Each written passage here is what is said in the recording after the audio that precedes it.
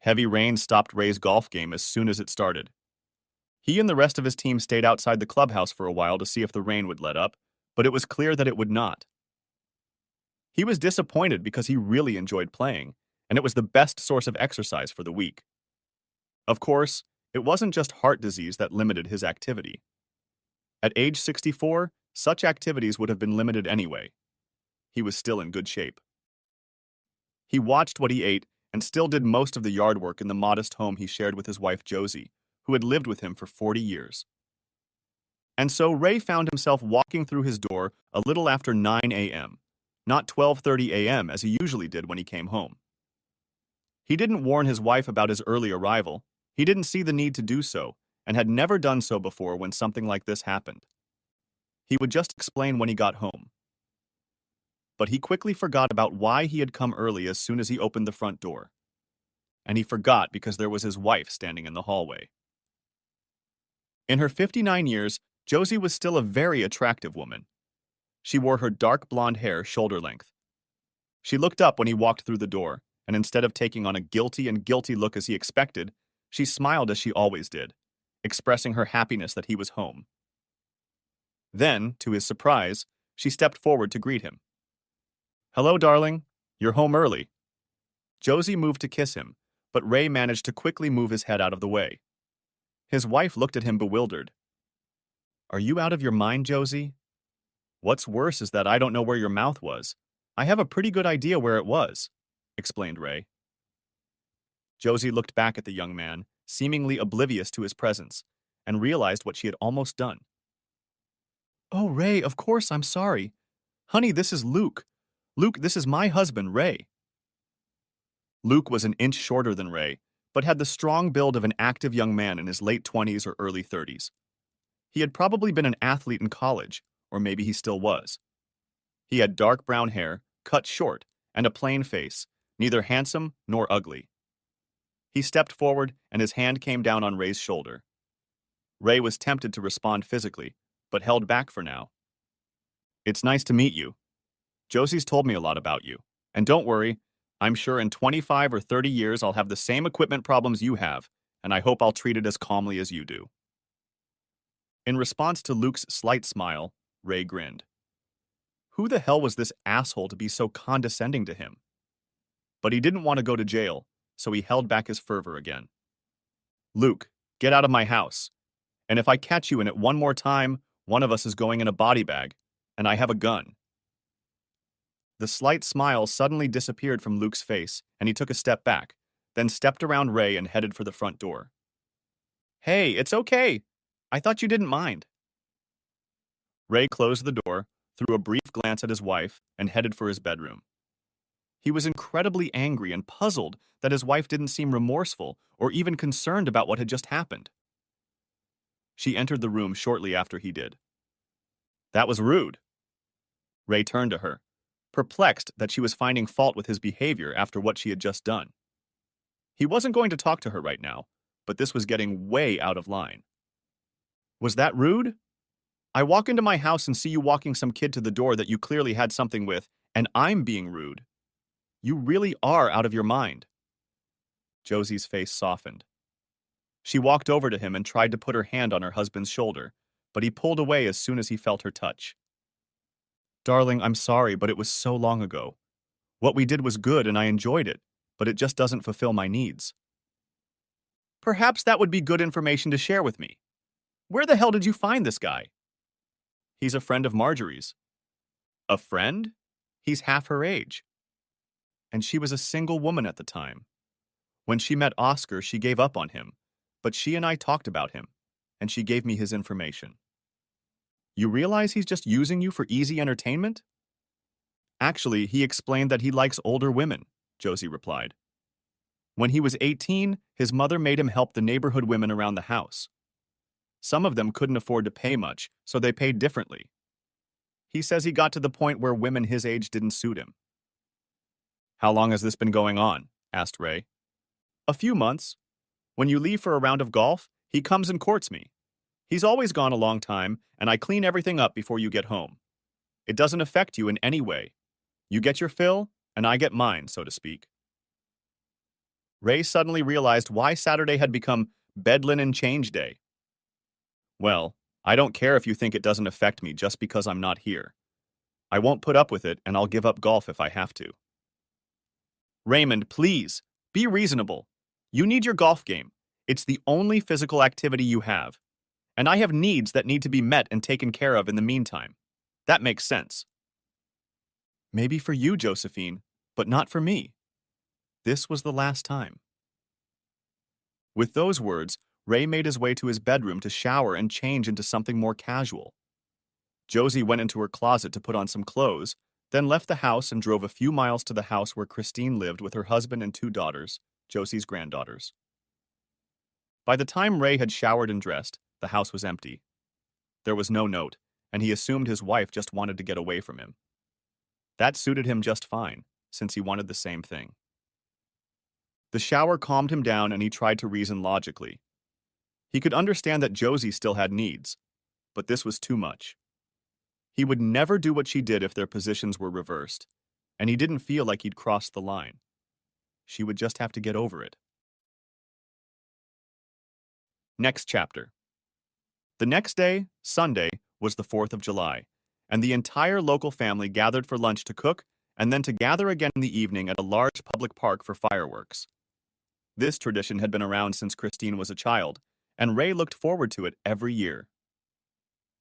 In the morning, Ray got busy preparing the meat. He marinated the chicken and hamburgers and laid out hot dogs for the younger children who would be joining them for the feast. By the time the guests started arriving, everything was ready, and Ray was looking forward to spending time with his family. The barbecue went smoothly. Many friends were there, and Josie looked radiant, smiling and laughing. He was certainly upset that he'd caught her with another man, but she'd been a wonderful wife for 4 decades, and that could be forgiven. This time. As the guests began to leave the house, Ray decided to take a nap. His heart was limiting his stamina, and he wanted to be ready for tonight's fireworks. He kissed his wife on the cheek, let her know he was going to lie down for a while, and headed for the bedroom. When the alarm clock rang a couple hours later, he felt full of energy. The rest had done him good, and now he could enjoy the fireworks in peace.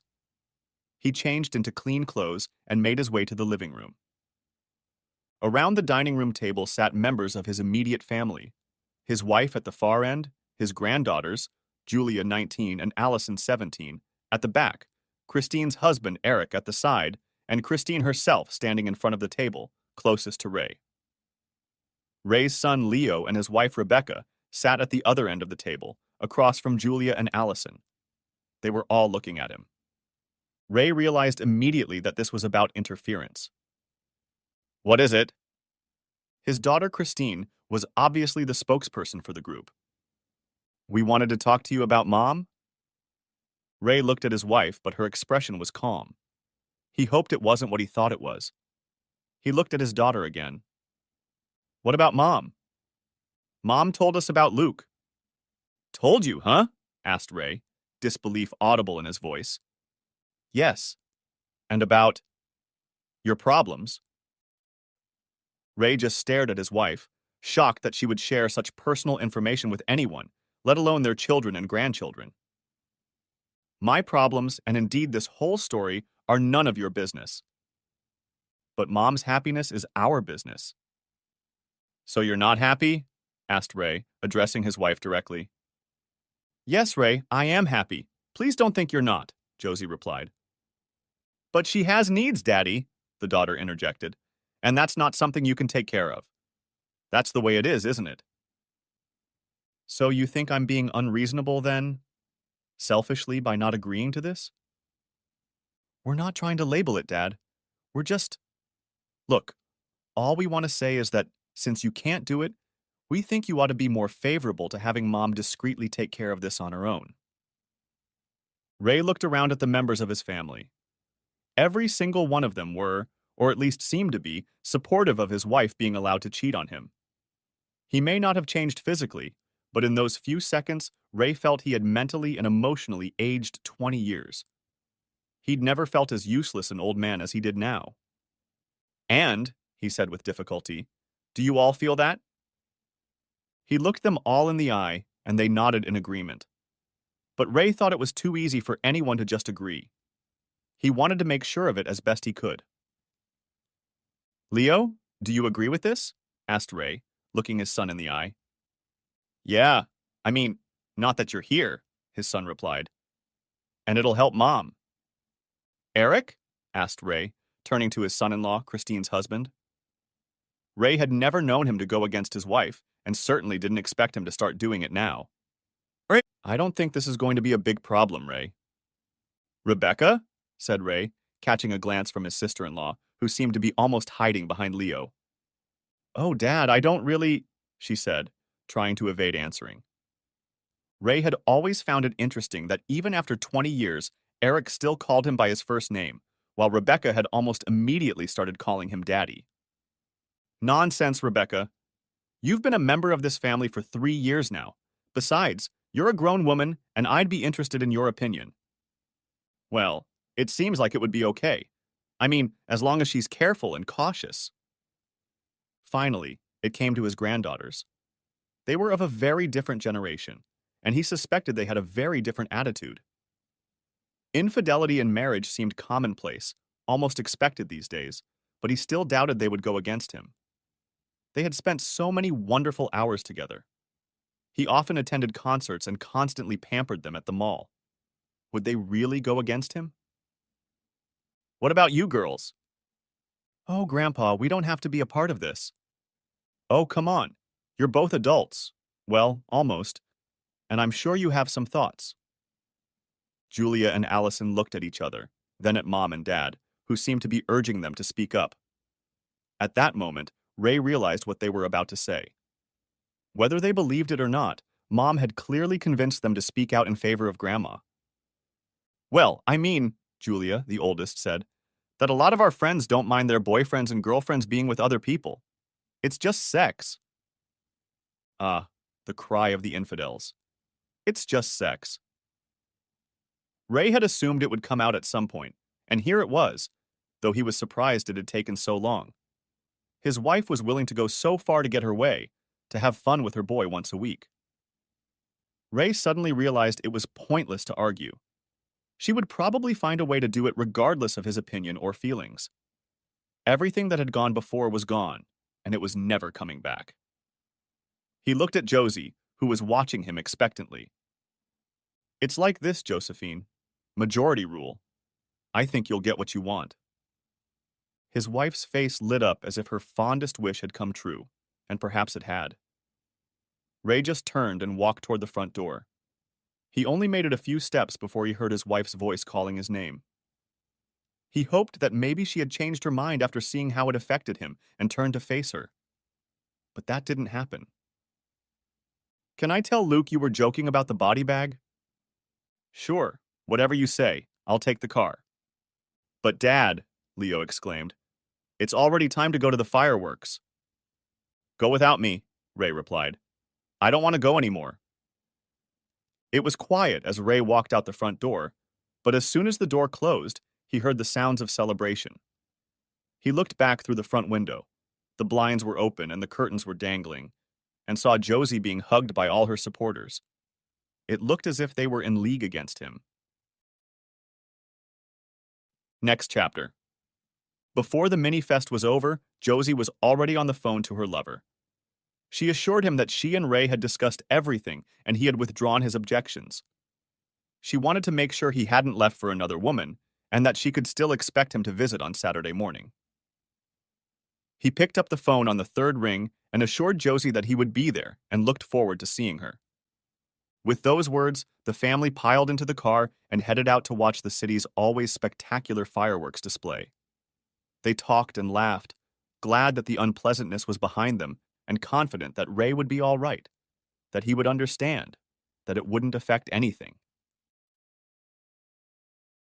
At the very moment Eric was parking the car, ironically, Ray's absence from the party had allowed them to take one 7-seater car rather than 2 separate ones, making them a family and him an outsider, though no one noticed the connection. Ray was sitting alone in his car, admiring the view of the city. He'd found this road into the nearby hills years ago and came here when he needed to think. He grimaced at the support Josie received from everyone in the family. He'd thought at least one of them would recognize that his inability to work was no reason for his wife's infidelity. But they were united against him, and it hurt. He felt like an outsider, like he was old and rejected. It reminded him of stories he'd heard as a child, of how some communities sent their old men to certain death when they thought they were too old or infirm to contribute, and thus just taking away resources. He just got in the way and was driven out. All he wanted to do was sleep, but sleep got in the way. It was past midnight when he finally returned to the house. He noticed that his daughter and Josie's car was still here, but everyone else had already left. He could only assume that the sound of the klaxon signaling that the car was locked alerted the occupants of the house, because as he approached, the front door opened. It was Josie. "Where have you been? I was so worried." Ray simply walked past his wife without saying a word. He noticed his daughter sitting on the couch, watching him with interest. "Why are you here?" he asked. "Mom was worried when you were gone after the fireworks. Everyone else had somewhere to go tomorrow morning, so I stayed with her. You could have at least answered the phone." Ray looked at his phone and remembered that he'd turned it off when he'd gotten to the mountain. He didn't want to be disturbed. "Well, as you can see, I'm fine. You can go home now." Christine was stunned. Her father was the kindest and most polite man she had ever known, and she had never known him to speak to anyone like that, much less to her, his little girl. She watched him as he walked to his bedroom until the door closed between them, then picked up her purse from the table and kissed her mother goodbye. By the time Josie finished packing and entered the room, Ray was asleep. Next chapter. For the whole of the next week, the house was quiet. Josie knew that, despite her tacit agreement, Ray wasn't thrilled with what she was doing with Luke. But she believed he could get over it because he loved her, and she was sure that in time he would forget about it, or at least put it out of his mind. For Ray, it was a complete ruin of his life. He had been a devoted family man for 4 decades, but that didn't stop his entire family from casting him aside when his presence became inconvenient. The simple fact that Josie had even sought support from her family over his infidelity had ended his marriage, Ray thought. The fact that all of them, every single one of them, had turned against him was the death knell for his family, or at least for him to be a part of it. For years, he had put everyone else first. That was about to change now. As he had every Saturday morning for the past several years, Ray got in his car and drove to the country club to meet his foursome. It was a group of 8 older men who booked 2 golf outings each and then mixed foursomes each week. Ray struggled to concentrate on his game, knowing what was going on in his house, and he had no doubt what was going on. It wasn't his worst performance, but it was his worst in a long time. He tried to smile at the good-natured taunts, but it wasn't easy. Next chapter. Meanwhile, Josie, back at her house, watched Ray get into his car and head out for a 7 a.m. golf game. She tried to express her affection and kiss him goodbye, but he remained silent. She hated to realize that her husband had been hurt, but she put it out of her mind as soon as Luke pulled up to the walkway. She asked him to park at the end of the street and around the corner. She thought parking in front of the house was too blatant and would attract the attention of the neighbors, but there was nothing she could do about him coming to the door. She let him knock before opening the door and then invited him in. And then Luke easily picked Josie up in his arms and carried her into the bedroom. By 12:30, Josie was more than satisfied that her home was in pristine condition and ready for her husband, who should be home at any moment. She had her needs met and was ready to devote her full attention to Ray for the rest of the week. He usually came home between 12:30 and 1 p.m. When he didn't show up by 2 o'clock, she became concerned, but not too concerned yet. By 3 o'clock, she became concerned and tried calling his cell phone. It went straight to voicemail. By 5 o'clock, after making several calls and sending several texts with no response, she began to worry. Finally, at 7 o'clock, after sitting for another 2 hours with no response from her husband, she called her daughter. She explained the situation, and within minutes, Christine and her husband were in the living room with their granddaughters, Josie. Eric drove to the country club to get some information. All they could tell him was that Ray had been there and left a few hours ago. Christine called the police and found out that there was no record of any incidents involving Ray, and that they could not file a formal missing persons report at this time. But they would write down his name in case they knew anything. Christine thanked them and hung up, unsure if anything would work. There was no one else to call. Josie didn't know any of the men he played golf with, not to mention she didn't have any of their phone numbers. There was nothing left to do but wait. It was nearly 11 o'clock at night when Julia, sitting at the front of the house, reported that she had just seen headlights in the driveway. Sensing that a confrontation was imminent, she and her sister hid in Mom's old upstairs bedroom. Eric, who was always up early, had long since tucked himself away in Leo's old room. Only Josie and Christine remained to meet Ray. Ray walked through the front door, not surprised to see his wife breathing fire in the hallway, and only a little surprised to see his daughter in the living room. He'd seen her car outside, but thought she might be leaving her and Josie alone together. She must be supporting her mother in her strange position with all her might. "Where have you been?" hissed Josie. "Playing golf," Ray replied calmly. "Not for more than 12 hours, you weren't." "That's true. After golf, I had lunch at the clubhouse. The piccata chicken they have is very good. Then I went to see a new movie with Dwayne Johnson. It's a little formulaic, but I liked it. After that..." "Damn it, Raymond. I don't want to know all the places you went." "Well, you asked me where I've been," muttered Ray. "I want to know why you didn't come home after golf like you usually do, and why you didn't answer the phone." "I didn't answer the phone because my phone never rang," he replied, showing his wife that his phone was off. "And I didn't come home because I wasn't going to be in this house at the same time as your buddy." "That's ridiculous, Raymond. Nothing has changed. We were done, and I cleaned the whole house long before you were done playing golf. You had no reason to come home late at all, let alone be gone all day." "That's how you look at it, Josephine. I just wasn't going to risk even being exposed to its consequences. Let me reiterate that I will not be in this house at the same time. It's getting late, and I'm going to bed." Ray walked past his wife, gave his daughter a hard look, but said nothing as he made his way to the bedroom. He expected one of the women to follow him, but none of them did. As he prepared for bed, he heard other voices in the hallway and realized that Christine's entire family had gathered in the house. Great. By the time Josie said goodbye to everyone and went into the bedroom, Ray was already asleep, or at least pretending to be asleep. Josie couldn't be sure. She wondered if she should wake him up so they could talk some more, but instead, she just went back to bed. Next chapter. The next weekend went much the same way, although this time there were no calls or texts. Josie just accepted the fact that Ray would be gone all day and took the opportunity to get the house in order. When it got late, however, Josie began to worry that she would be home alone, so she called Christine, who agreed to come over and keep her company until Ray got home. Eric and their daughters stayed home. Ray arrived again around 11:00 and was surprised to see Kristen's car parked at the curb. He wondered if another confrontation was looming. He walked through the door, but was met only with a pleasant greeting from his wife, a kiss on the cheek, and a smiling daughter in the background. "Why don't you get changed, honey? Then you can tell me what you've been doing all day," Josie said, leaving Ray somewhat confused. Josie headed to the kitchen to get everyone a drink, and Ray headed to the bedroom to change. The only conclusion he could draw was that she had been well taken care of by her lover tonight, so she was in a particularly relaxed and good mood.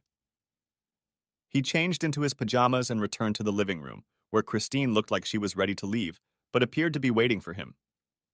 "Dad, I know this is hard for you, but I just wanted to say how great it is that you're showing your love for Mom by letting her do this. It really does make a difference." By letting her? Ray thought. Is that really how they see it? "Now I want to say something to you, Christine. This is the last conversation we'll have on this subject. The last one. Make sure everyone knows that." "Of course, Dad, I understand. It's hard to get it out of your head if people keep talking about it. I'll tell everyone." With those words, she kissed her father on the cheek and left. A moment later, Josie walked in with drinks for both of them. It seemed to Ray that she hadn't been brought drinks for a long time, and he wondered if it was planned so Christine could tell him how wonderful he was. Next chapter. It went on like this for several months. Josie continued to enjoy her physical relationship with Luke, and Ray found new things to do. He still played golf every Saturday morning and, of course, watched all the movies that interested him, but he also tried to diversify his activities. He bowled, miniature golfed, and even tried his hand at arcade games. He wasn't very good at anything, but he enjoyed himself. Life at home was quite normal, though the subject of Luke was carefully avoided. They had dinner together every night and had pleasant, albeit ordinary, conversations. The intimacy they shared had changed. Josie, believing that her relationship with Luke had no effect on her marriage, continued to express her love and affection to her husband, and if she noticed that he rarely reciprocated, she said nothing. Perhaps Josie had simply gotten too comfortable with the situation.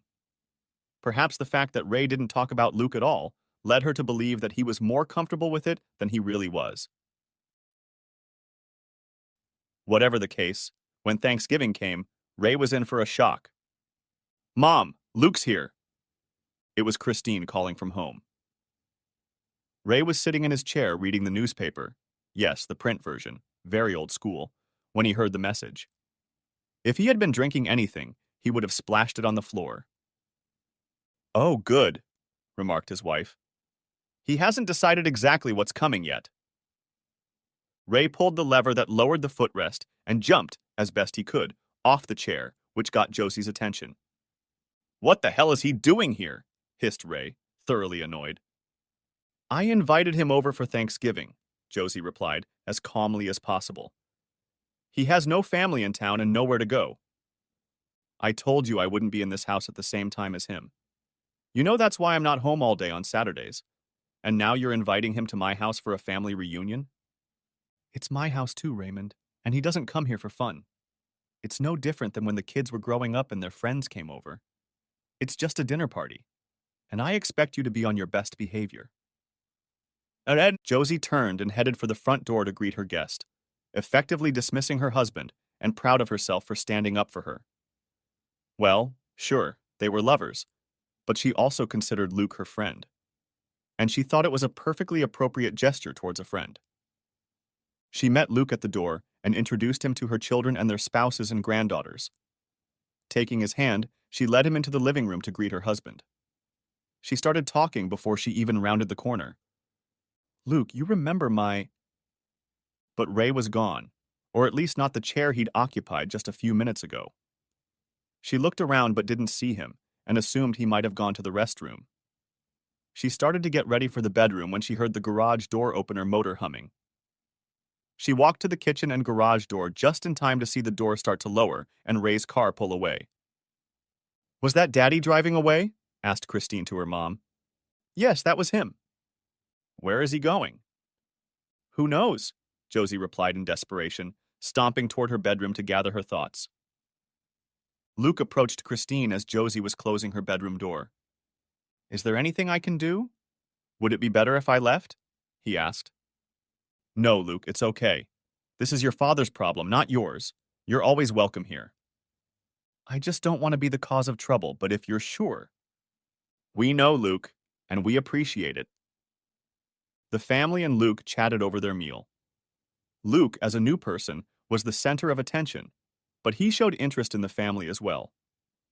After the meal, he joined Leo and Eric to watch soccer while the ladies went shopping. No one noticed Ray's car drive by. The festivities were long over. It was nearing 10 p.m.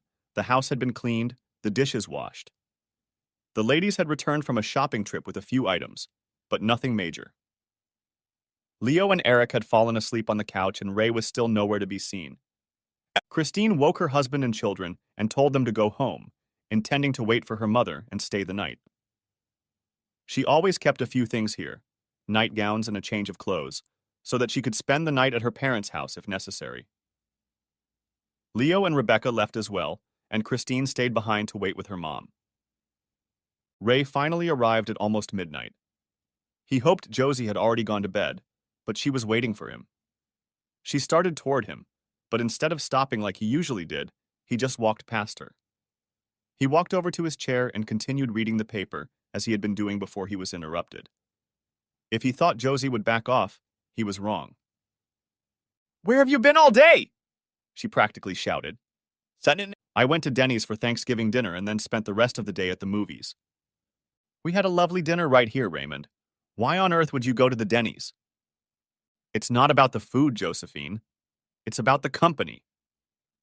"I can't believe a 64-year-old man can't be polite to a guest I invited into our home. I would never treat someone you invited like that." "I told you I would not be in this house at the same time as him. Ever.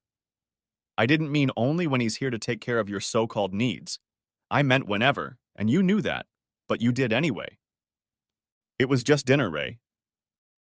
"Maybe for you," Ray said, and then lifted the paper between them, signaling the end of the conversation.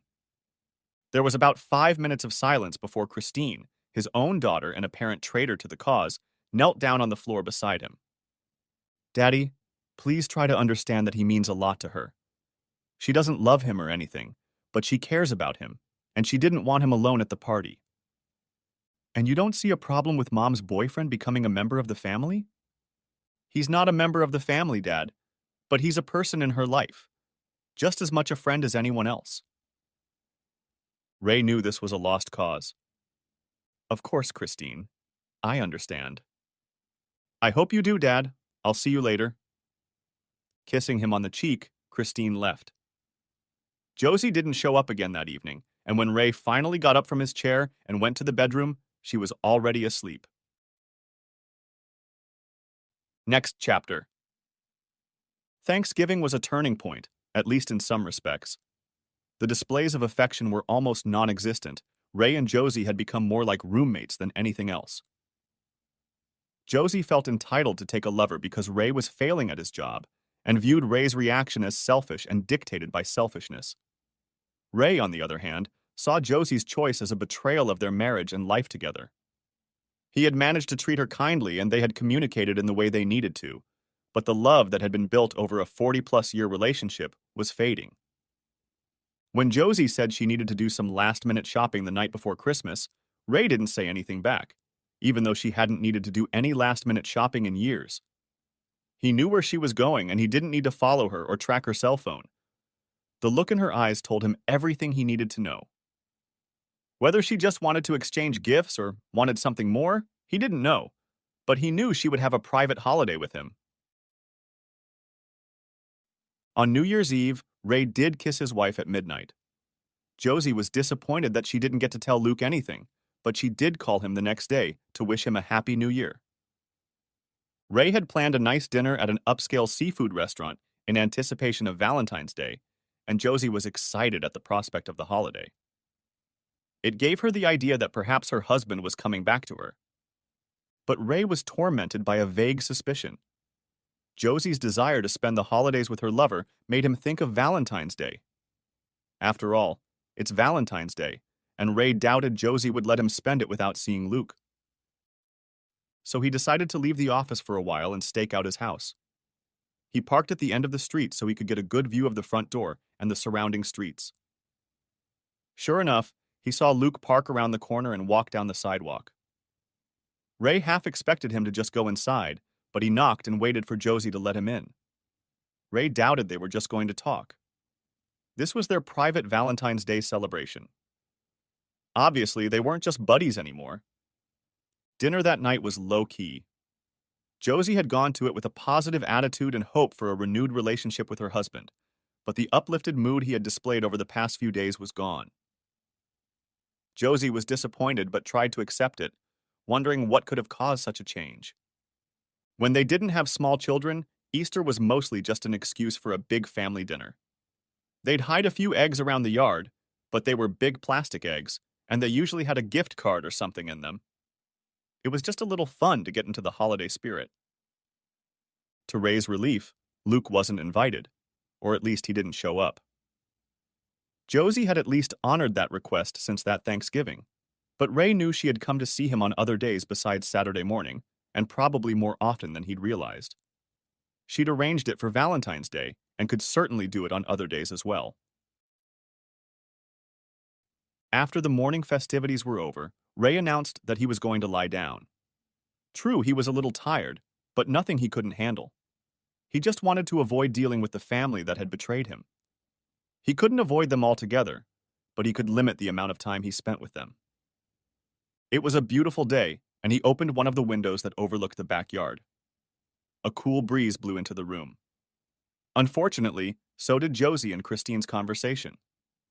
"So, how's Luke?" he heard his daughter ask. "Shh, not too loud. I don't want your father to hear." "Good, good," Christine replied, lowering her voice, but still loud enough for Ray to hear her.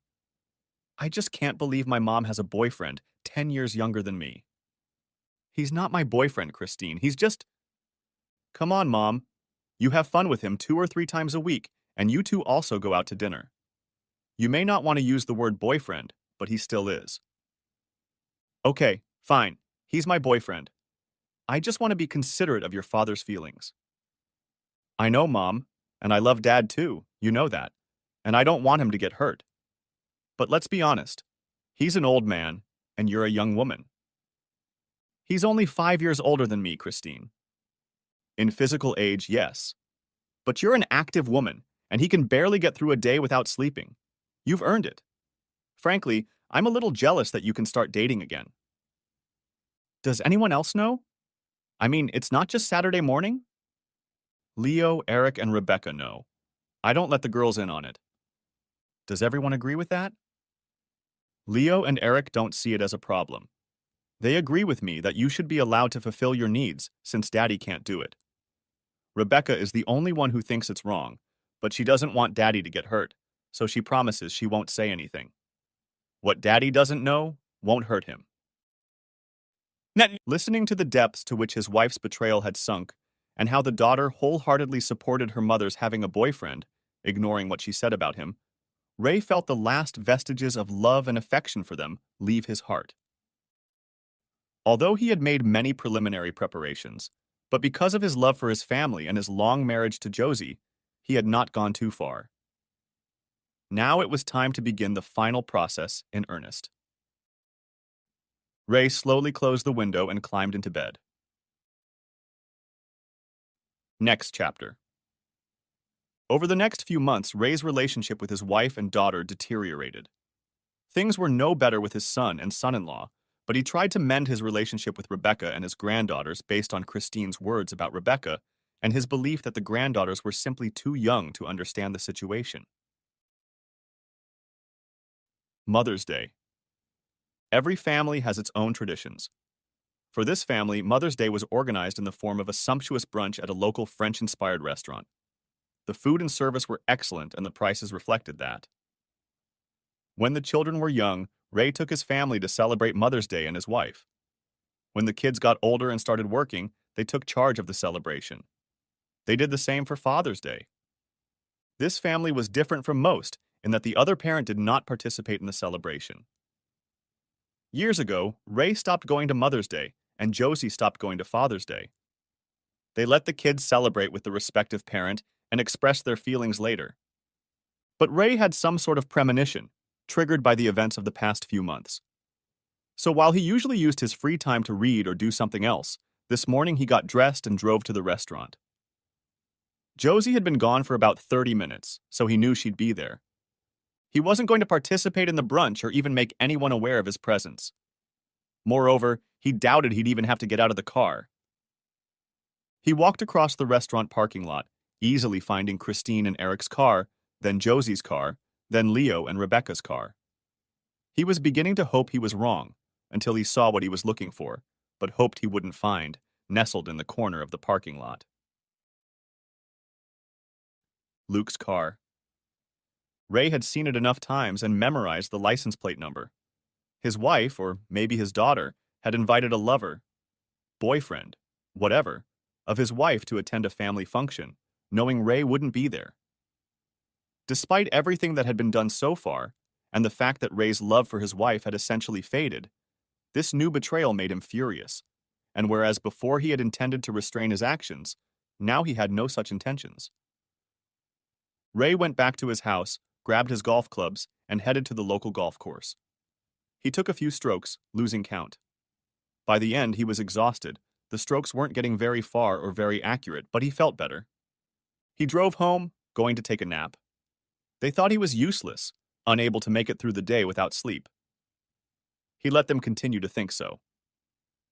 Josie met him when he walked in the door. He wondered if she was having a private celebration with her boyfriend, though he didn't really care anymore. It still hurt, but that was different than caring. As he entered the house, he wondered if she'd admit to inviting Luke over if the opportunity presented itself. "How did you celebrate Mother's Day with your family?" asked Ray, putting a slight emphasis on family. "It was wonderful, Ray. Thank you for asking. I had a wonderful time with the kids," Josie replied. She didn't mention Luke. Did that mean that she and the rest of the family considered him family, or did she just choose not to mention him? Ray decided he would never find out. He went to his bedroom and dozed off. Next chapter. Soon it was the 4th of July again. Josie was always in a good mood, and Ray knew why, of course. He had been here for almost a year now, and no doubt Josie thought she had succeeded. She had a husband to support her, and a young boyfriend she met with a few times a week. Her life, in her opinion, was almost perfect. Luke had taken a new job where he worked evenings, which allowed him to spend a few daytime hours a week with Josie. It didn't pay much, but she wasn't with him for the money. Not wanting to wipe Ray's nose, to be completely honest, she just didn't want to get caught. They avoided Josie's bedroom on all occasions except Saturday mornings. That meant they used Luke's apartment or rented from friends if that option wasn't available. After all, he had roommates. The hardest part for her was excluding Luke from participating in activities. She didn't bring it up with Ray again and didn't think he would change his mind. It was the only thing she was unhappy about. She had hoped in the beginning and continued to hope now that Ray and Luke could become, if not friends, at least buddies. They gave her different things to do, so they couldn't compete, in her opinion. She spent her days with Luke, and her evenings and weekends, well, almost all of them, with Ray. She couldn't see why it wouldn't work together. So she reluctantly invited Luke over for a family barbecue and a trip to the fireworks. The family arrived early to help prepare the food. Ray tried to be conspicuous and active, so there would be no doubt later that he was tired. He kept a close eye on the crowd, wondering if Josie would sneak Luke in, but he never showed up. As the day went on, Ray pretended to get more and more tired. Okay, not all of it was pretending, but a lot of it was definitely. Maybe he was faking it too thick, because Josie seemed to notice it and walked over to him. "Honey, why don't you lie down to rest before the fireworks?" she suggested softly. The hardest part about this whole situation was that he knew Josie loved him and genuinely cared for him, and that made it even harder to do what he was about to do. "I'm not going to the fireworks, so I thought I'd just enjoy the day with my family and go to bed early," Ray replied. "Are you sure about that? You missed them last year, and before that you always looked forward to them," Josie remarked, genuinely concerned that he was missing them again. "I'm sure I do. I guess I'm just getting old. But I'm sure everyone will have fun without me." "Good if you're sure." As soon as she left him, Josie immediately went in search of Christine. Ray watched her as she made her way through the crowd, searching for their daughter. Josie, he suddenly realized, was trying to find out if he was going to attend the fireworks show, and there was only one reason why that would be a priority. She planned to invite Luke to join them for the fireworks. Not that it mattered, but the latest betrayal hurt. As the evening wore on, the guests began to disperse until only family members remained. Josie, Christine, Leo, and Eric stopped by at one point to ask if he was sure he didn't want to join them for the fireworks, and all expressed that they would miss him when he said he was staying home. Ray saw that this was the case and realized that his family was lost to him. As the family prepared to leave for the fireworks display, Ray swallowed his anger and made an effort to talk to each family member. No matter what had happened over the past year, he had many fond memories of their time together, and he would miss those times. Most of all, he hugged his granddaughters. Ray watched melancholically as the family happily climbed into Christine's minivan. It was clear that no one missed him. He put them out of his mind and went on about his business. Next chapter. The family returned a little later than usual, so Josie could have some alone time with Luke. He thanked them for the invitation, especially since he had no family or loved ones nearby. Although no one but Josie spent much time with him, they had come to consider him a member of the extended family and were thrilled at how happy he made Josie. They said goodbye in the park, as he obviously couldn't go back to the house with them. Once inside the house, they tried to be quiet, not wanting to disturb Ray. They poured drinks and gathered around the dining room table to socialize a bit. It was probably 45 minutes before Josie remembered Ray and asked her son to go check on him. Leo obediently got up from the table and slowly walked to the bedroom. He didn't find Ray asleep in bed, but he did find the covers pulled back, revealing white sheets underneath. Josie had always insisted on white sheets. On those sheets, Leo discovered Ray's wedding ring and a flash drive. It didn't bode well. "He's not there," Leo said as he left the bedroom. "What do you mean he's not there?" his mother asked. "No reason, Mom. No one slept on the bed, and I found this on the sheets next to his pillow." Not fully believing her son's words, Josie went into the bedroom and looked for herself. It was true. The bed was unused, and her husband was nowhere to be seen. When she returned to the living room, Eric was already plugging the flash drive into the laptop to see what was on it. When the files came into view, there was only one file listed, although it was quite large. Eric glanced at his mom, and she answered him with a nod. He double-clicked on the file. The computer's video player came to life, and Eric unfolded the image to the full screen. At first, it was just a blank wall, but they could hear voices. After a few seconds, Ray walked over to the camera. "Is it recording?" he asked the unseen cameraman. "Yes," a female voice replied. Ray looked at the camera. "Good evening, everyone. If I timed it right, you're watching this a little after 10 p.m., having just returned from the fireworks display."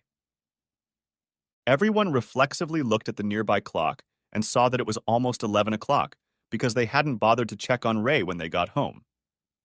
Right now, as you're watching this video, I'm sitting on an airplane that's flying through the air and won't land until it's well outside of the United States.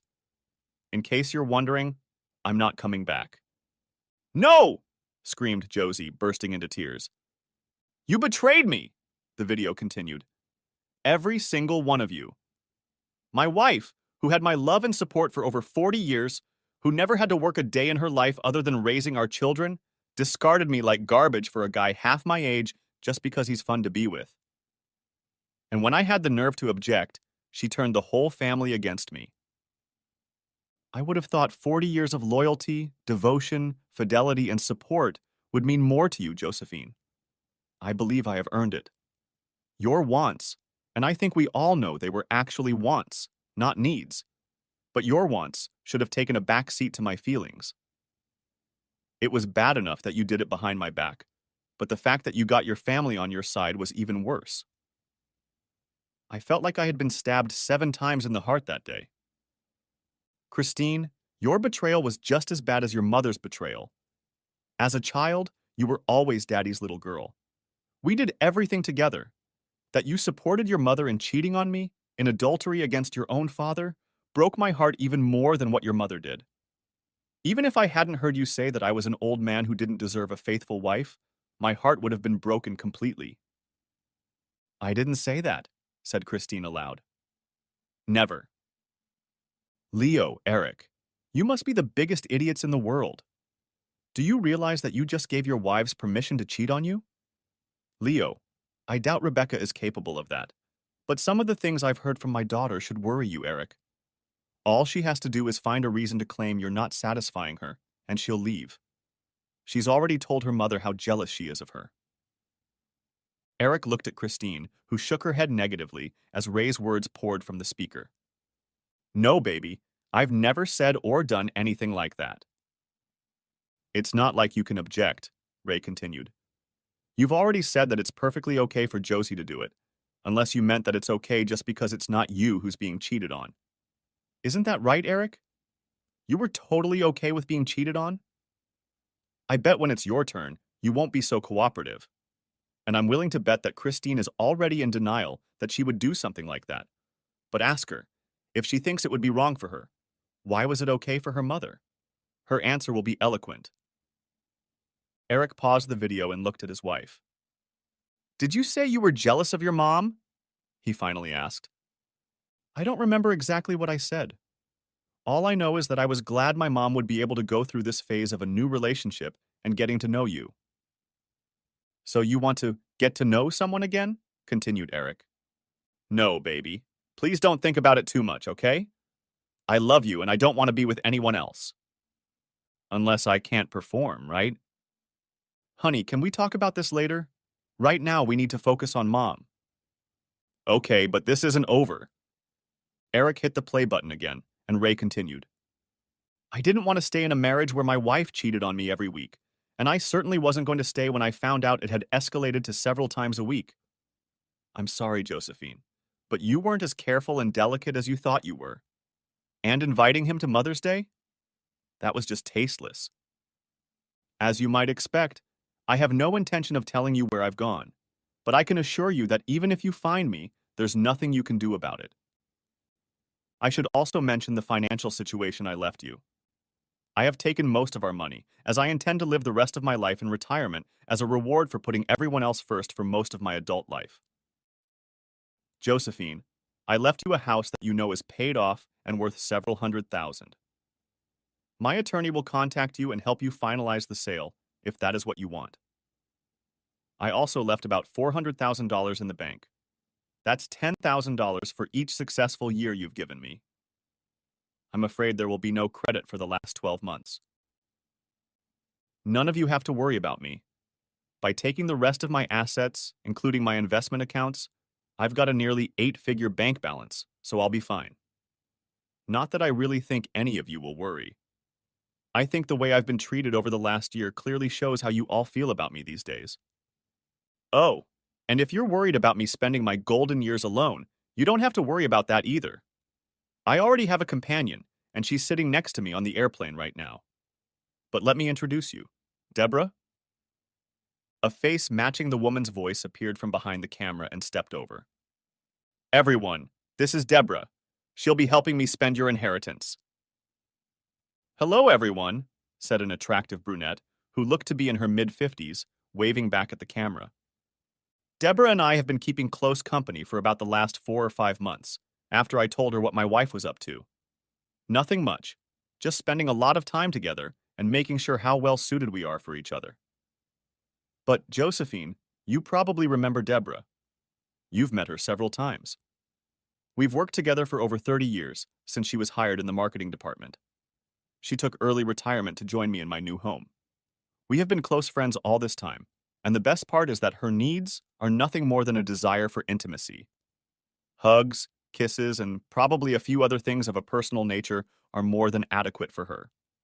I'm looking forward to it.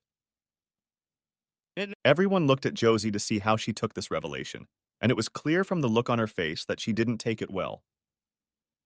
Eric paused the video. Mom, are you okay? Asked Leo. No, Leo, I'm definitely not okay. But let's just get this over with.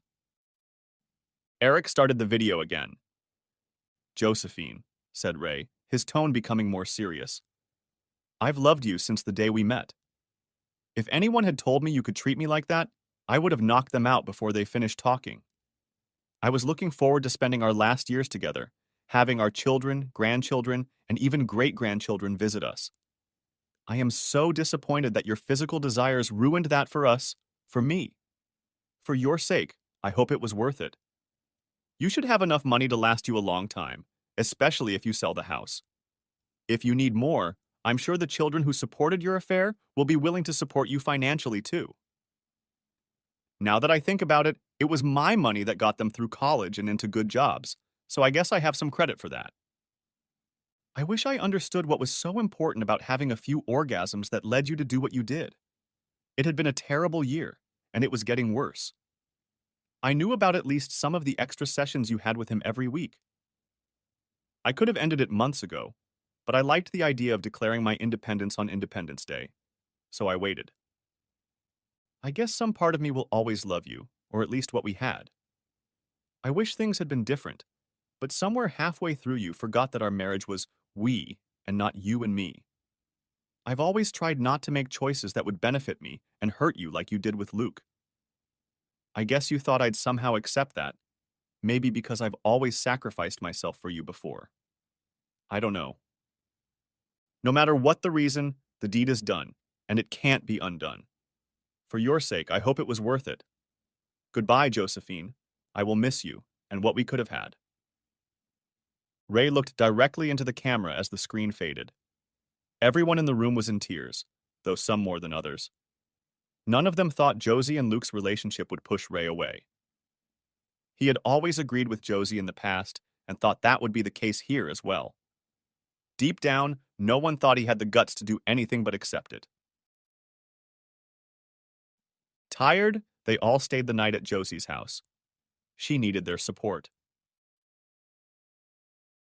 Next chapter. Epilogue. Rebecca was cleaning the kitchen when the phone rang. It was only her husband, Leo, and some other unwanted calls calling her. She looked at the screen. The number was blocked. That seemed strange enough to her, so she decided to answer it. Hello? Rebecca, it's Ray. Oh my God, Ray, how are you? Where are you? I'm fine, Rebecca, just fine. I'll keep quiet about where I am for now. More importantly, how are you? I'm fine, Dad, but I have some news. I'm pregnant. Congratulations. How far along are you? Only a couple months. We found out right after you left. I can't believe you've been gone almost 3 weeks. Yeah, time flies. By the way, thanks for calling me Dad. I thought I'd lost that title. Not with me. You know, Dad, I owe you an apology. I should have spoken up. When everyone confronted you that day, and you asked for our opinions, I should have said I thought it was wrong. But I was a new member of the family, and I was afraid. I had that feeling, but I don't think it would have made any difference. Josie and Christine seemed to really want it to happen. Consider yourself forgiven. Thank you, Dad. It was very important to me, especially since I hope to have both of my child's grandfathers in his life. Ah, will you be in his life? We'll see, honey. I'm not going back to the States, but maybe we can work something out. I'd love to see you and the baby. Well, how is it going? In a word, strained. Josie's out of sorts most of the time, though that doesn't stop her from seeing Luke a few times a week. Christine and Eric are having problems. They're keeping things quiet, but I think your comments about her having an excuse to cheat on him hit a nerve. How are you and Leo? We're doing well. We're still just starting out in our marriage, so things are still fresh. I think Christine and Eric have been married for so long. I don't know. I guess it just makes them both more cautious. The girls, on the other hand, are just devastated. Really? That surprises me. You were always so close. They miss spending time with you. They still don't think a little casual sex is something serious, but they realize that having it when you're just dating is very different than when you're married. I understand. I saw Christine's clear influence when they answered. Look, you can get everyone together at your place tonight. I think I'm ready to talk to them. I don't think that will be a problem, Dad. We'll talk then. Next chapter. That evening, the whole family gathered in Leo and Rebecca's living room. Rebecca made it clear that Luke was not invited. She set out sandwiches and everyone ate a little, but was too preoccupied to eat much. At 8 o'clock, the phone rang and Rebecca put it on speaker. Hey, Dad, everyone's here. Thanks, sweetie. Just so everyone knows, Deborah is in the room with me too. Let's all try to be polite and make conversation instead of yelling. Agreed? The assembled family members expressed general agreement. Good. I thought we should talk, but I wanted to wait until some time had passed. Of course, I contacted Rebecca first. I did so because some of the things I overheard led me to believe that she wasn't as accepting of it as the rest of you. Leo, congratulations on the baby. Thank you, Dad. I'll try to live up to the standards of fatherhood you've set, and I'm not just saying that. As the saying goes, the best thing you can do for your children is to love their mother. Remember that, and you'll do well. Allison, Julia? Yes, Grandpa, his granddaughter said almost in unison. Girls, I was disappointed that you supported your grandmother in this, but your aunts Rebecca and Deborah convinced me that you may have been overly pressured and that you lacked the life experience to understand the dynamics of adulthood and a 40-year marriage. I still have your emails and phone numbers, so we'll talk about it later, if that's okay with you. Of course, Grandpa, Allison replied.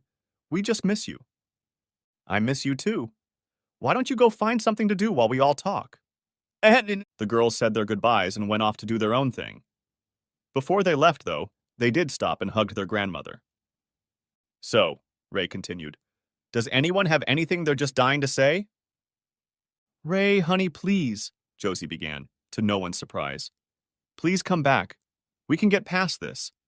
If you had told me you were really going to leave me, we would have figured it out. Why did you have to go that far, Josephine? I told you I wouldn't accept it, and you turned to family for support. Then you started inviting him to family events and seeing him several times a week. You replaced me with him, at a time when you and I were barely roommates. You let it happen, and I finally got tired of it. But you never said anything else. I thought you'd accepted it, realized it was just something I did. It drove a wedge in our marriage, and there was no suggestion that it would lead to anything but that. From the moment I realized what you were doing, and you chose him over me, our marriage was doomed. I'm sorry, Ray. Can't we? No, Josephine, we can't. Even if I wanted to, which I don't, I made a commitment to Deborah, and I intend to honor it. What about your commitment to me? You took it first. Yes, I did, and I will still honor it. But as far as I'm concerned, when you broke yours, you released me from yours and allowed me to take a new one, which I did. Everything fell silent, and only Josie's sobs broke the silence. Josie, Ray spoke softly, I'm sorry, but there's no point in continuing this conversation. Whether you wanted to or not, you've cast me aside. There's no going back.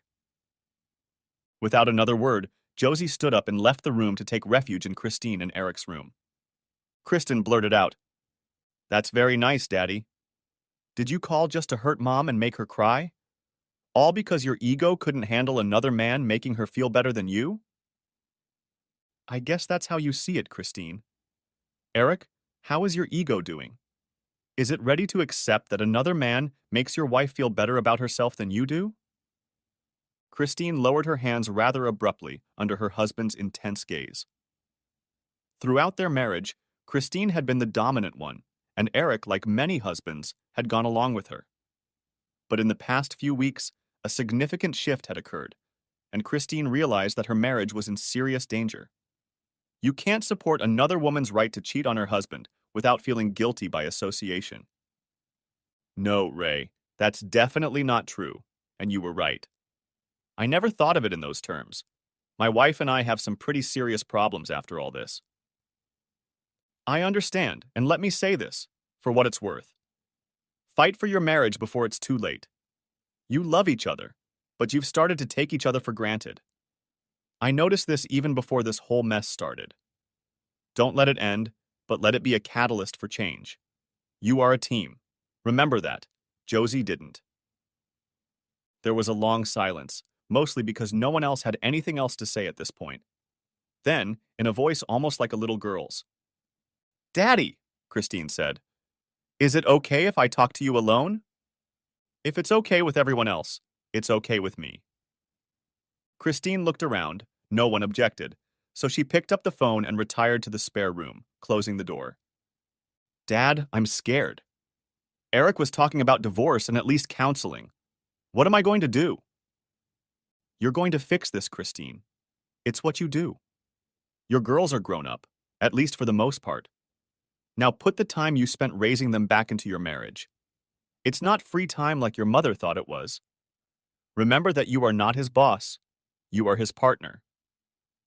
He's really angry. Once he started looking at it as me giving myself free rein to cheat on him, he got so angry. He's constantly snapping at me, and I know he's wondering if I've already done something. Did you? No, Daddy, no. But I don't know how to convince him that I have. All you can do is to make sure you have no reason to be suspicious in the future. If you do that, the questions about the past should fall away. Dad, I'm really sorry. Isn't there some way you can fix this? I mean, you and Mom. It's too late for us, honey, but not for you. Okay, Daddy. I love you. I love you too. The end. Thanks for watching. I hope you enjoyed it. So subscribe to my channel and watch the next video.